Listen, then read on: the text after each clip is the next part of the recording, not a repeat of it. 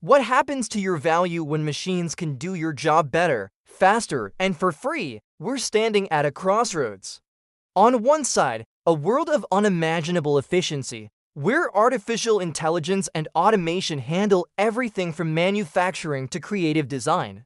On the other, a fundamental question about our own purpose.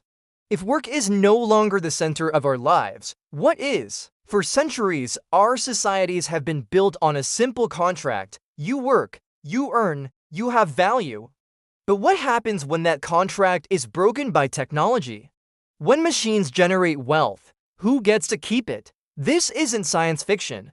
It's an economic reality unfolding right now, as capital, in the form of intelligent machines, starts producing more capital. The traditional labor market could be pushed to the brink. This leads us to a radical and controversial idea: universal basic income, or UBI. The concept is simple: give everyone a regular, unconditional sum of money to live on, whether they work or not. Proponents see it as a safety net for a jobless future, a way to decouple survival from employment and unleash a wave of creativity, entrepreneurship, and community building.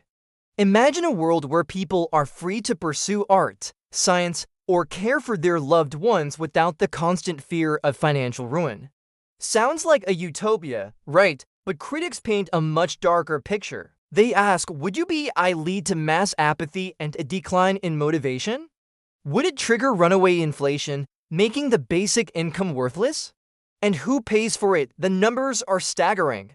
Real-world UBI pilots from Finland to Canada have produced mixed results, showing modest improvements in well-being, but also raising serious questions about long-term economic sustainability and human psychology. Perhaps the real danger isn't that UBI will fail, but that it will succeed just enough to mask a deeper problem. Is simply giving people money enough to replace the sense of dignity, community, and purpose that many find in their work?